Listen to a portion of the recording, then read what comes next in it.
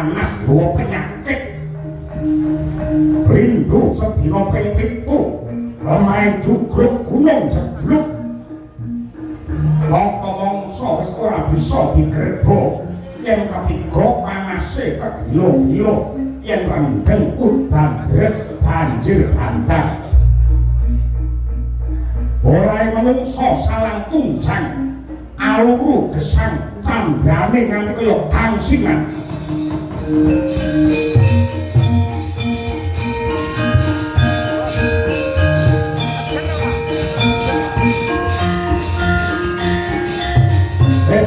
Hadir.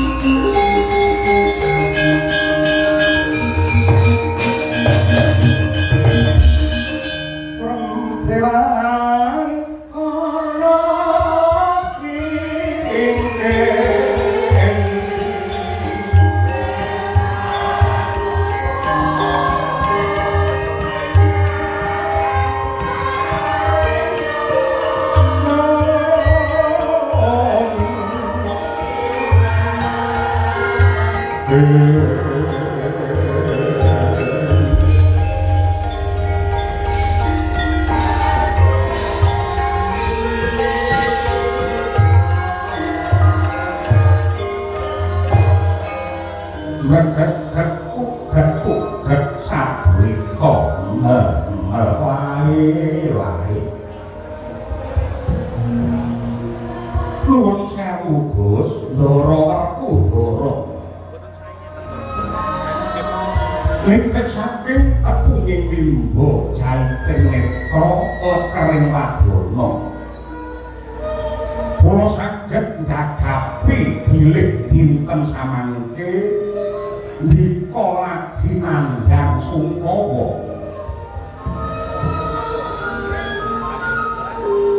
Kyai Semar apa gunane aku dadi pejabat ngegem kamulyan nanging yen nyatane kawulaku nemahi panandhang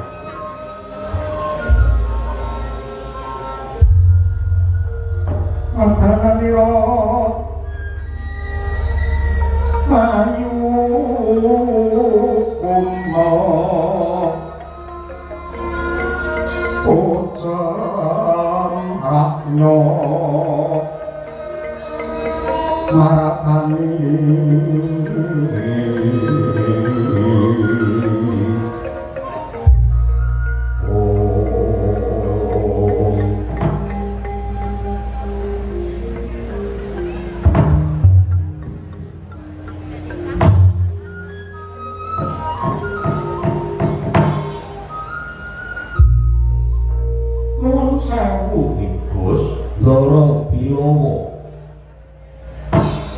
pancen kepara nyata bilih dinten samangke jagat semunipun sampun sepuh dunyane sampun rapuh langite kaya meh runtuh babukan kahanan ngamarta ingkang sarwa grenya bebasan banjir tangis udan luh para kawula sampeyan akeh sing padha dadi korban merga rusake alam ning sejatine lho Den sejatine donya dadi kebak bencana niki dudu salahe sapa-sapa ya saka srakahe manungsane dhewe anggene muja nafsune ngumbar dosane kanthi cara ngrusak alas gunung bumi sing tanpa pitung mung waton entuk untung sandang pangan dadi larang regan saya mundak duit saya anjlok wis tanpa aji wong cilik diperintah supaya ngirit lan prasaja ning sing ning dhuwur padha ngumbar murka rina wengi mung entekke bondo negara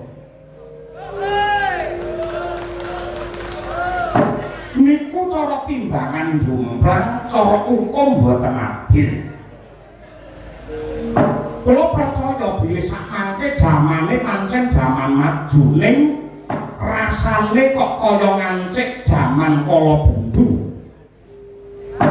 Kawula susah ora bisa guyu merga mikirake pajek sing kaya nekak gulu.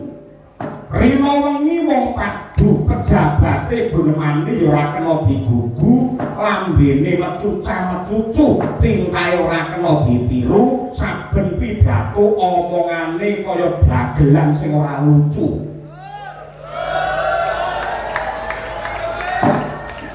Dagelan sing ora lucu, ing atase ngitung 10 tambah 6 kok iso kleru niku lho.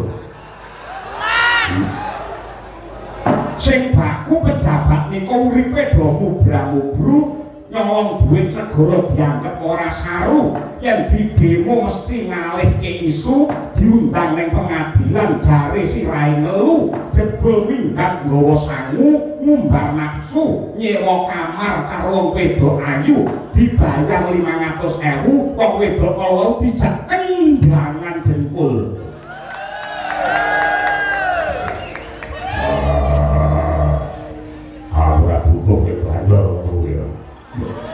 Sing banyol lho sinten. Kula niku ngaturaken witing klapa sak lugunipun. Nek ngomong awit rasake kaya wong bingung. Sing bingung niku jenengan, genah kancane ngalor arep ngitan dhewe.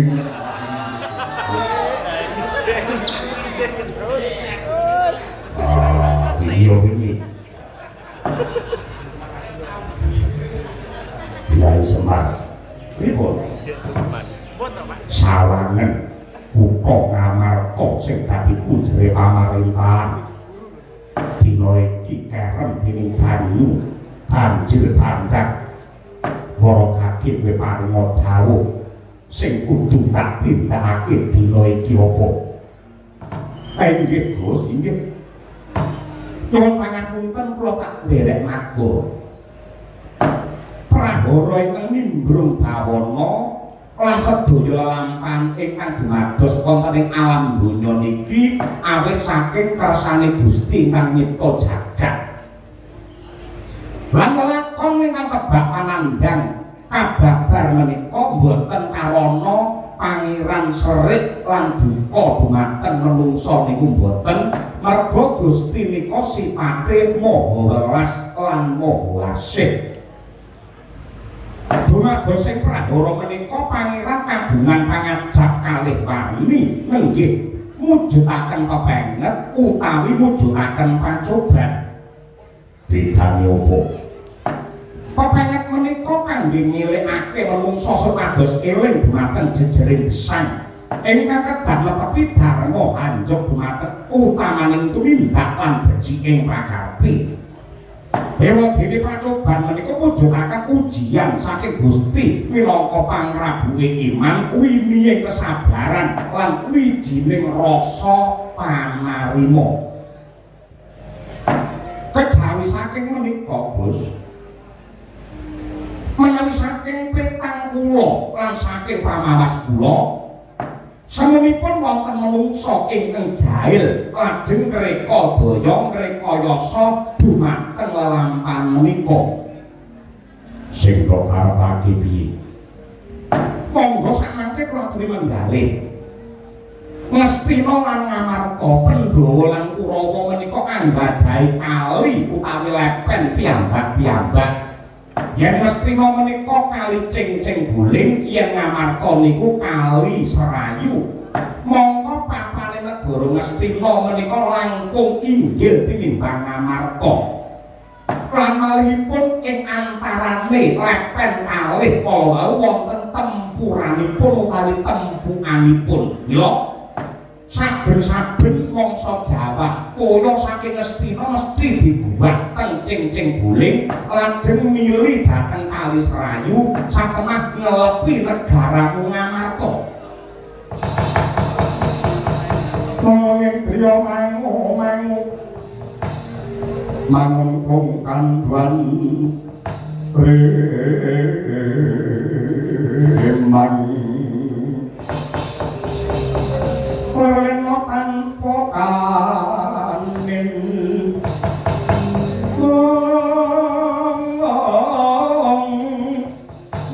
yen tantulusa mengkusang biaku tomo mangkono Srinarendra kuwas nyolan anggapo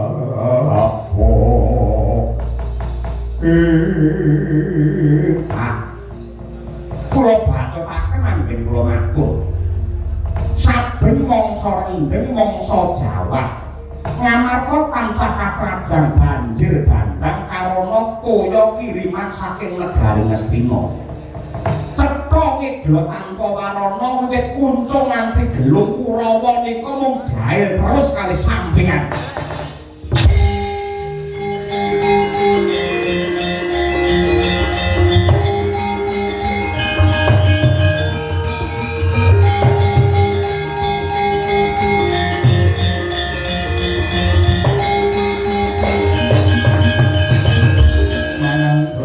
ning angin ora grane ngargo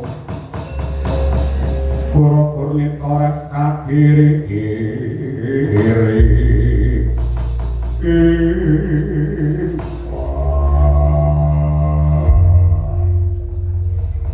kula bali wong elek saka Kurawa ora leren angin ngumbar nista wis pirang-pirang lakon pendhung tansah ngalah parandini ora ngontek yang kene mungkin sarana kacintrakane wong Amarta akan Semar pripun yen pancen ora kena dinawi becik dari palungguhan iki aku jaluk pamit aku lak nggawa godha rucak mulu sakanane Kurawa sirah tibane godha rambiar grone batane apa ngoten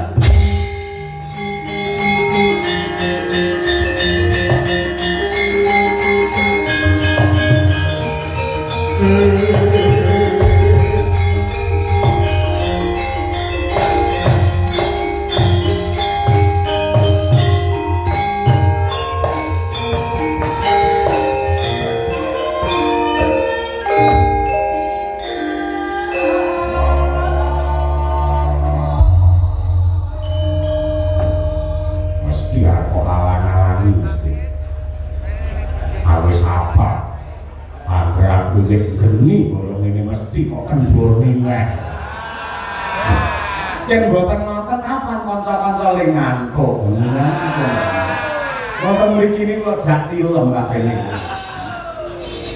Ngeten lho mangke pemangku dene ora.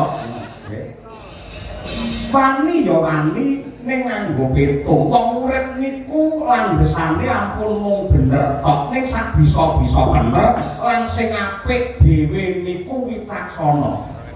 Sampeyan niku makluke Gusti dititahake oleh alam padang. Yen pancen kepengkok lakon sing abot kaya ngeten, kudune sampeyan ya sambate marang Gusti ingkang akarya jagat.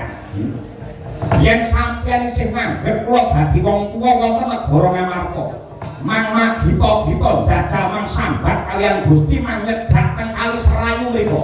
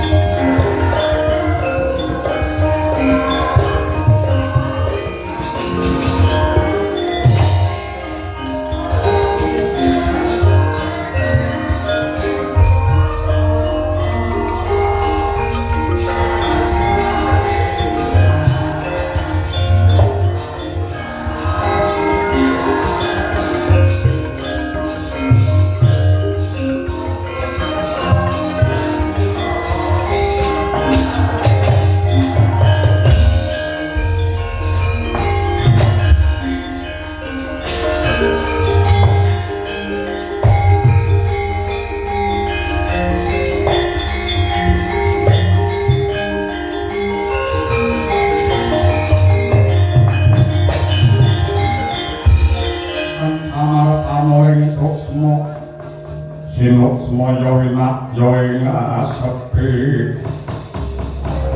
sinimpen lenging abu acarita kaya mangkono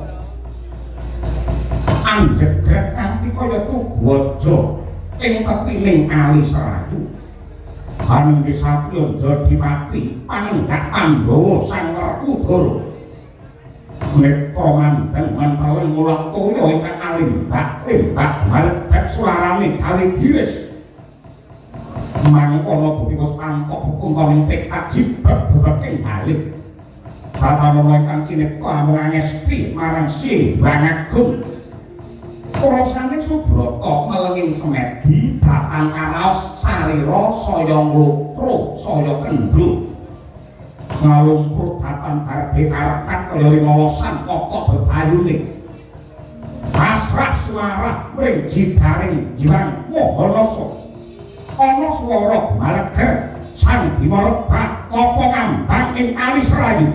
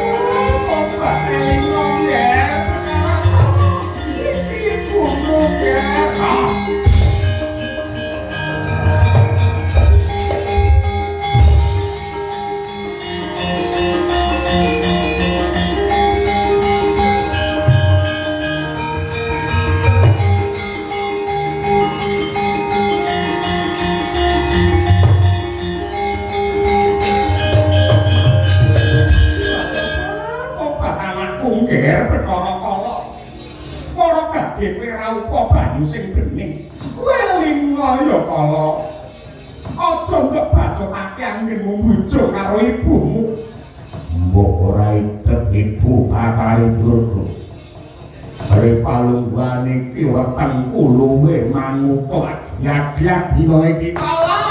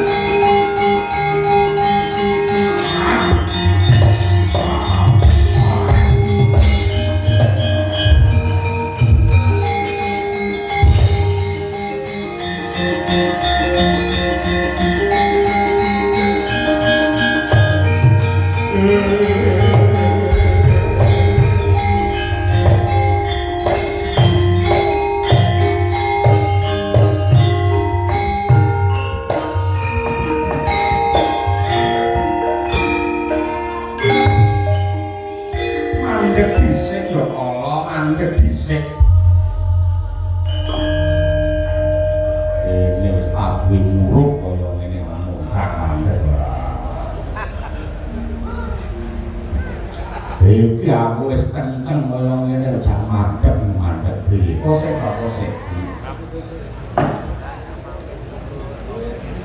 yen kowe nganti tega mentala mangan karo mbokmu dhewe tegese kowe nerak kawalare ramamu Sanghyang Giripati Ibu para pakarepku kaya mengkene iki mergo aku diapusi karo bapak Bathara Guru tegese piye biyen nalika aku isih bocah aku nate njaluk pangan karo bapak aku diparingi panganan kang awujud padas gempa karo watu gilang jarene bapak gurih ning bareng tak letak untukku rompal banku remuk bu ganti dina aku weruh wujudan jare jenenge menungso gandeng weteng kuluwe manungsa mau tak saut nak pangan rasane enak gurih lan empuk aku seneng nanging karo bapak guru aku mung dikeparengake mangan daging menungsa ning menungsa sing nandhang Sukerta perkara ala opo pancen bener kang dadi aturmu lan biyen ibumu kok melinot seni lakonmu yo nggih kalau peralatan saka wong tuamu sampeyan Girimata jeneng sira mung dikeparengake mangan bocah Sukerta mongko wis cetha bocah Sukerta kuwi ing antarane ya iki bocah ontang-anting bocah kedono kedini kedono kembang sepasang uger-uger lawang sendang kapit pancuran kapit sendang bocah sarangga bocah srimpi Pandhawa pendawi Pandhawa pipilan julung sungsang julung wangi anak sing tiba sampir laire palungsus anak sing tiba ungker bayi lair bablas mati kuwi panganmu apa ya ora mung kuwi tok Bu bocah lair bungkus ku ya pangane kala bocah sing kulite bule lan kulite kresna ku ya pangane kala bocah margana sing lair ning dalan ku ya pangane kala wong wedok ngliwet rubuke dandang ku ya pangane kala wong wedok pecahke gandhik ku ya pangane kala wong syukuran nek ora nanggap wayang ku ya pangane kala yo saya sugih ngaku ketua pepati nek ora wayang setahun ping 4 roko ngene wayang nek ketua pepati barang nyatane bapakmu wis paring wujude barang marang kowe sing semono akeh nanging ripalungguhan iki wis pirang-pirang dina pirang-pirang sasi aku ora mangan yen pancen luwe golek bocah Sukerta saiki golek bocah Sukerta ki angel sebab apa mesti kedisian dalang ruwat modele dalang saiki anggere rapayu terus ruwat modele bocah sing wis antuk pangruwatan dening dalang sejati dalang Kandhawana kuwi ora kena tak pangan yen nganti lakone anakku kaya mengkene bakal aku mati kaliren mula nganti aku ninggal tata krama mangan kowe iki mergo aku weteng kuluwe Putra Pandhawa tata hati saya Gendriya sasara maruta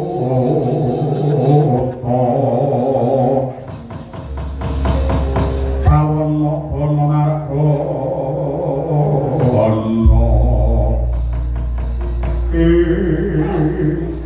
ngene yo nggih perkara ala tetep ana dalan supaya kowe entuk pangan ana menungsa Sukerta sing jenenge Pandhawa jenenge Pandhawa ingkang ngemudeni negara Indraprastha ya Ngamarta para Pandhawa ki sakertiku durung ngantuk pangruwatan kula kang mangkono aja kesuwen lumawarta marang negara Ngamarta Pandhawa 5 wis trep lamun to dadi panganmu perkara ala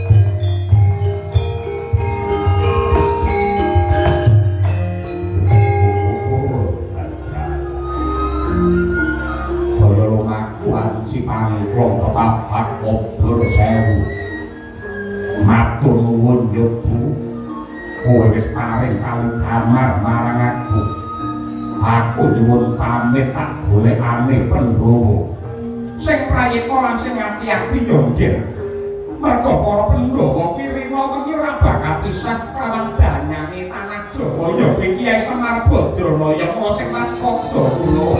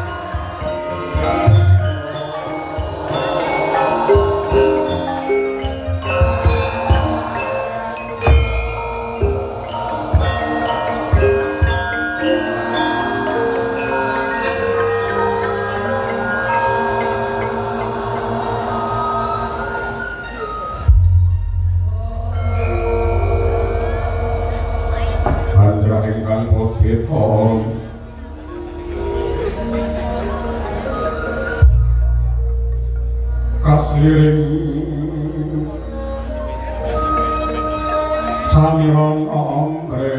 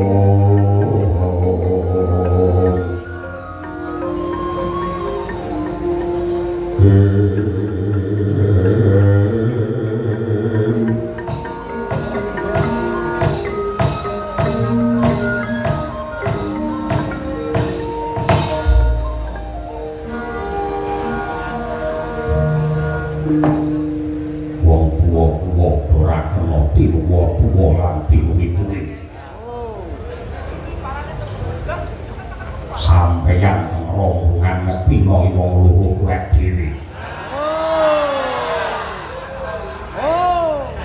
Sapa ta? Apa-apa itu wong luhur. Sapa iki?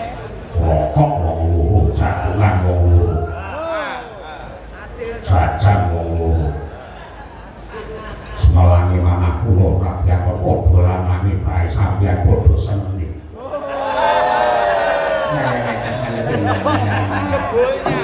Bauti. Omrong bagi pinati kok wis dipayung enek awakku ya. Yo wis semua ranting. Ora dadi anas-anas dadi ora njebek belah-belah. Paman sebuni wonten garung ya. Bawa Durna. Mendingan wonten mriki. Mas lama bakakan. Oh sing ora atiku aku. Perung aku tuh karo kowe diarani. Yo aku gawe ngono piye? Bauti. Bawa Durna. Kanen dawe. Sampeyan niku pendak sasi kula blonjo. Pendak 2 taun pisan kula ngrake belanjane. Petang taun pisan kula ngrake pangkate. Bae dikele protok.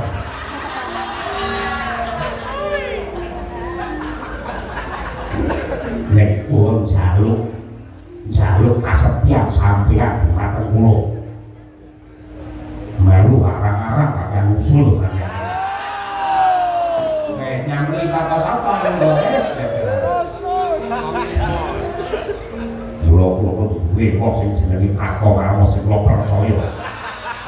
Ya nanti ditoke saking bab-bab yang kami rembakan teng mriku. Woro-woro teng mriku. Kula bubarke grupe malah. Aja ditakil ya dipate. Kata manmu aja ditakil. Ora.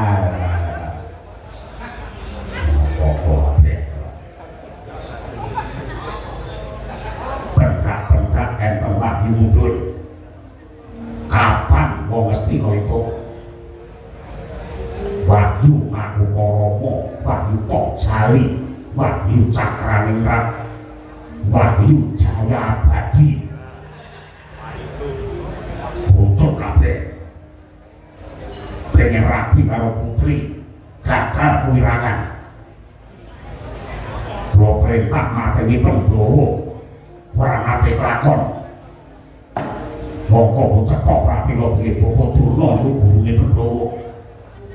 Kula kan mateni Werkudara renang samudra Minangkabau. Atraksi kok ulo barang. Malah iso harta karo kasampunan. Iso dadi petituk Dewa Suci. Wah. Nane nopo kula blonjo ali sampeyan. Jare kula padake ngoten iki nopo.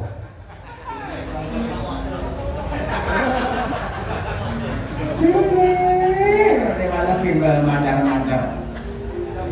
Kirang gajah jenenge Klale. Goreng bukan jenenge Lambe. Kok kedapat bengi jenenge Lole. Ora lucu.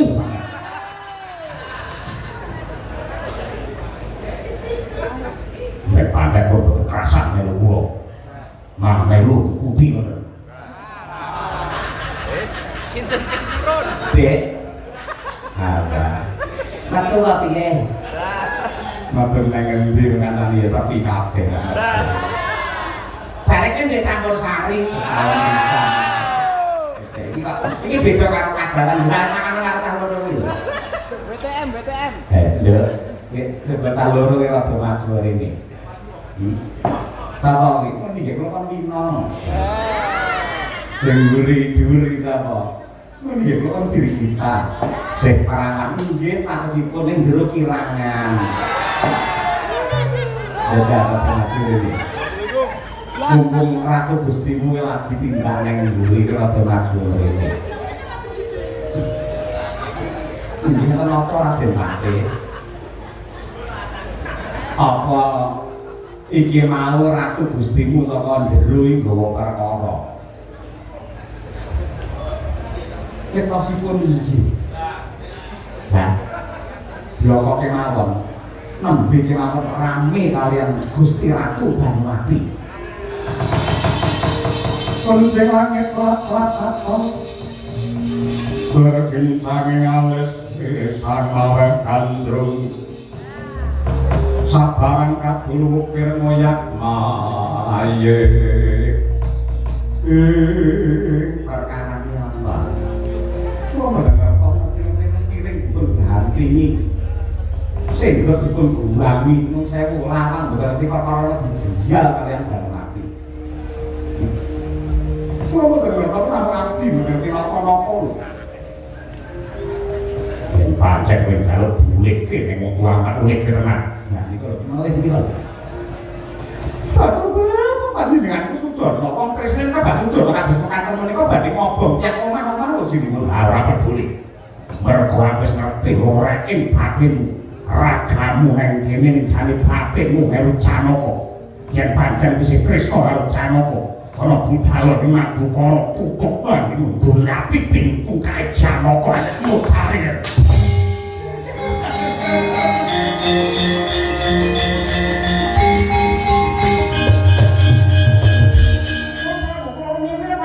Gandeng sambung Kresna kalian Janaka. Nek ora lapan nek sampun kamuwi, nek kalau kalian paduka lembaran sampun tutup kula ndak sejarah enggak. Mboten wonten priyane kula Kresna kejangan paduka Sinten Prabu Duryudana. Aku bang. Wis nyimpen putrane Janaka mboten niku mak katut kamu katut kula.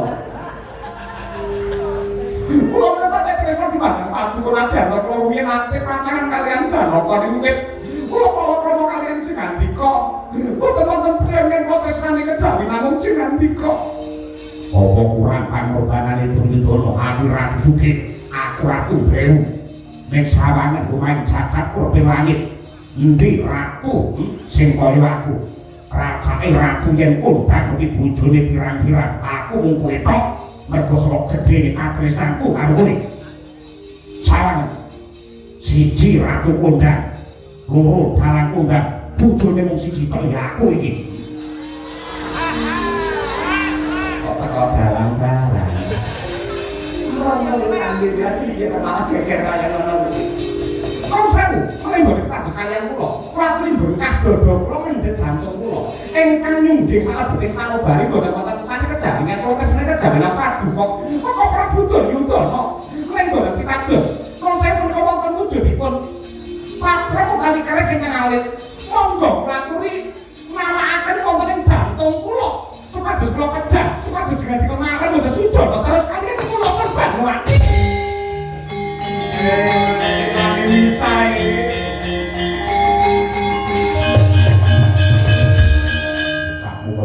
Jojo sejatine lenging rasamu kencengin batinmu katresnanmu ngarep janaka mboten tetapi mboten paduka Sinten Prabu Duryudana apa kana tak ugemi apa kan bati ucapan saged kula mani sumpah menawi ucap kula menika goro mugi seneksan jagat saisinipun mboten badhe lono gesang kula menjang-enjang nyarengi pating srengenge kula badhe pejah tegese piye nek mboten tresnanmu paduka Sinten Prabu Duryudana aku yakin yo tresno karo kowe Banowati. Kula ki tresno kaliyan paduka. Banowati. Sinuwun. Banowati. Sinuwun.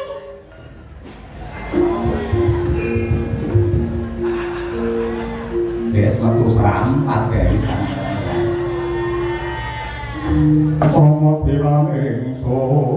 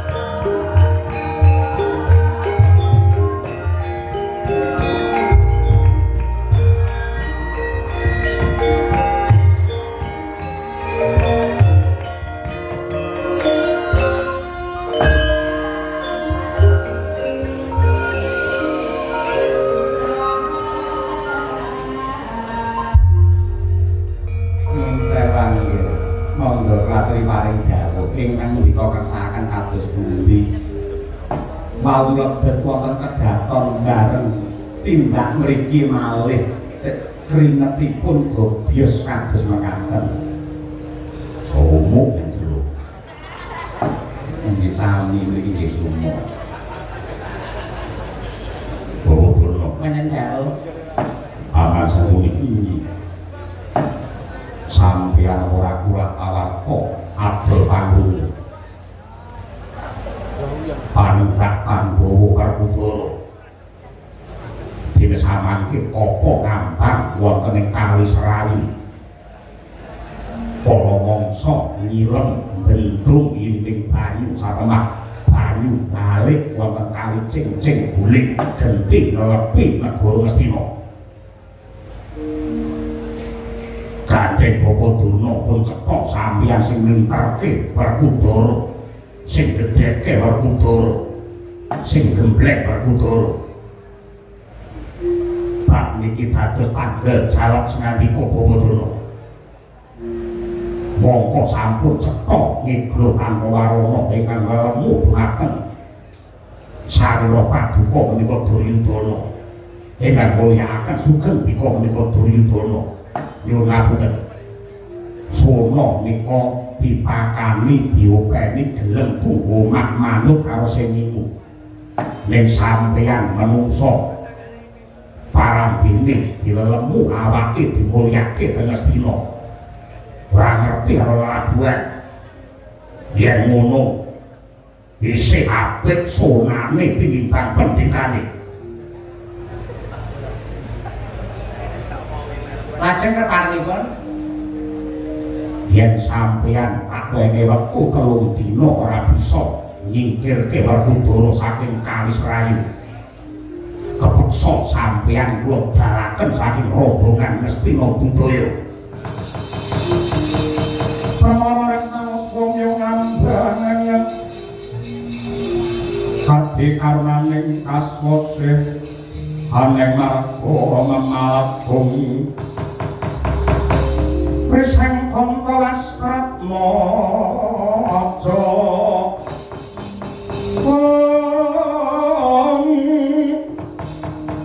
wong lalu ngulati surya mangrang sang waya kumyo samurayan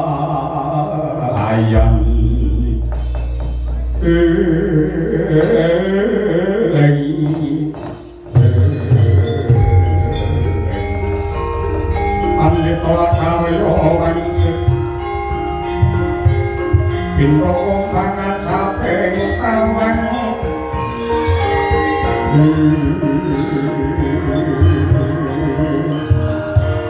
Susahangin nganting kone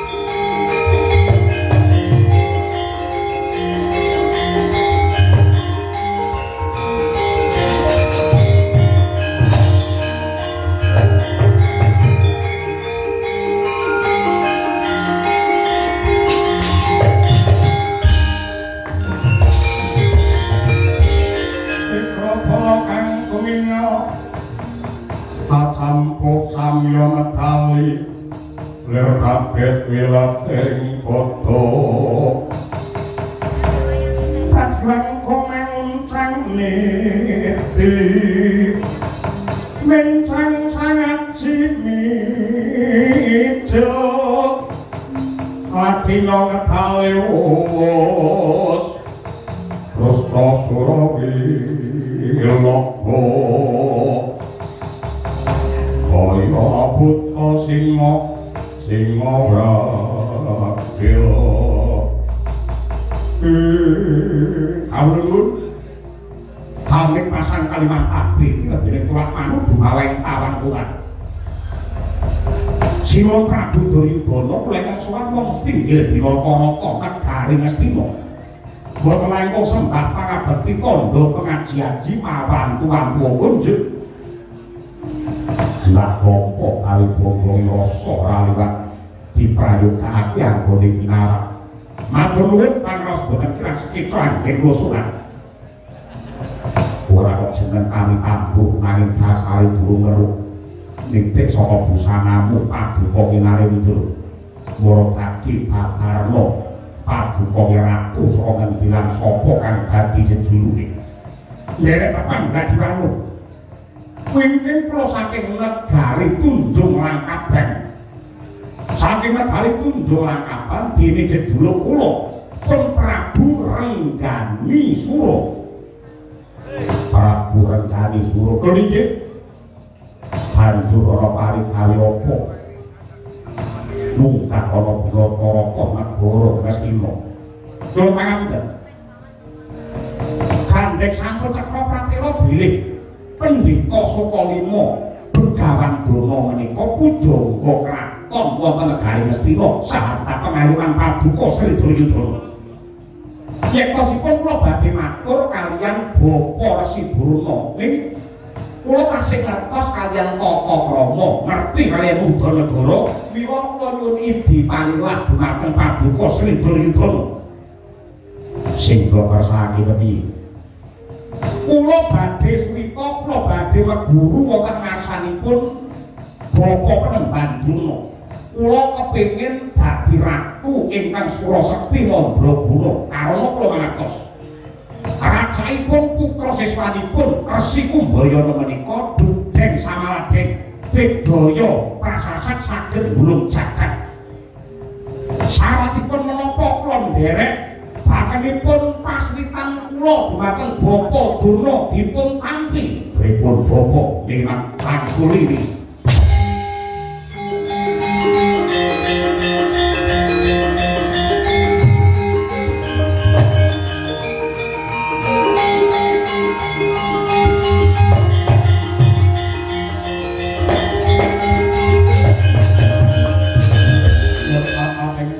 Giling lati posisi komet pemindah kang warni Mitering aman anon sekarwarsi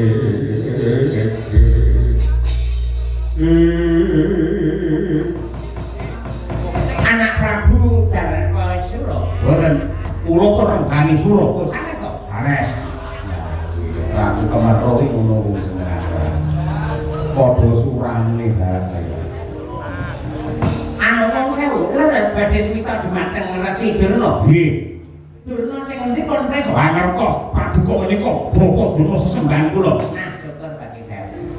Napa sampun gembleng kenceng tekan endi kok? Sampun. Kula tetep badhe swita dumateng Asa Paduka. Syaratipun menapa nderek aja kok kurban bondo yen perlu kok Bandawa kula badhe tindak. Batur yen maneh kaya mawon. Nggih, ngeten. Lumrahe tiyang sulita tiyang maguru menika tembungipun Jerbasuki mawa biya klakone Manjaka kudu mawa ngorbanan. Begesipun kula sawu ora iso ya sore bakal ndak tampa paswitanmu yen perlu apa wae sing mbok jaluk bakal ndak wujuti. Aja mung kaya satriya Pandhawa. Yen perlu kowe kepengin nyalonake dadi dewa waton liwat Durna bakal kelakon. Kowe kepengin ketitisan dewa kaya Ratu Ndrawati sing ketitisan Bathara Wisnu. Kowe kelakon. Pengen dewa sapa sing nitis marang kowe? Waton sing ngusulake Durna mesti disembadani. Oh, saestu. Ora mung kuwi, yen perlu iso lho kowe tak usulake ning kayangan, ya kowe kuwi sing jenenge Raja Fir'aun kadhuwangi kowe kuwi. Waduh. Medeni ora digocok mana? Waduh, ngaten iki. Ning abot 7 kone nggih, abot 7 kone. Menapa pitu basanipun? Ora iso ya sore. Gandeng panungguan iki Ngastina duwe klilik mung netra satu mung cangkrakan sing obak-obak katentremane wong Ngastina. Ora ana liya kejaba panenggak Pandhawa Siwerkudara sing lagi tapa ngambang ana ing Kali Serayu. Cilik kowe bisa nyingkirake Werkudara saka madyaning Kali Serayu, gedene kowe bisa mateni Siwerkudara. Kowe bakal ndak tampa paswitanmu bakal dadekake sesmaku kang pinilih sing banget kinasih. Waduh, atur nuwun Bapak.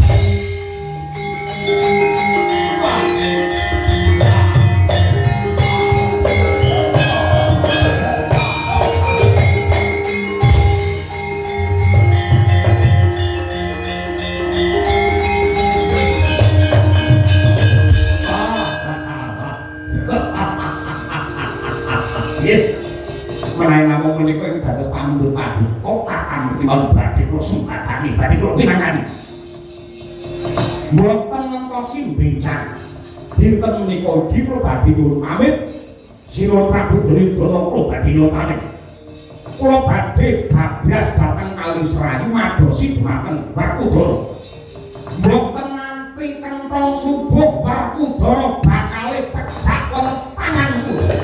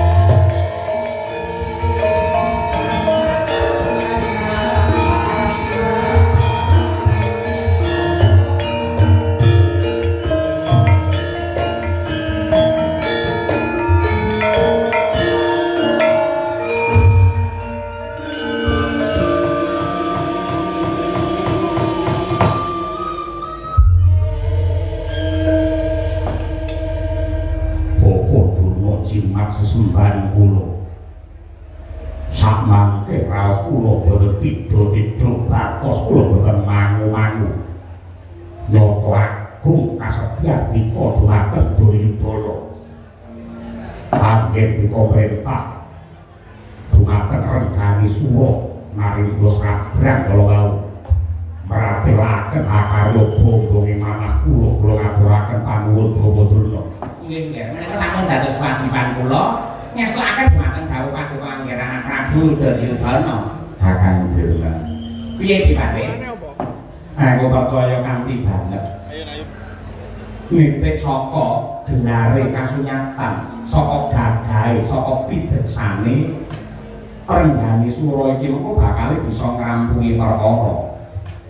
Tangurunga Werkudara bakal mati ana tangane calon siswanu mau. Dipate.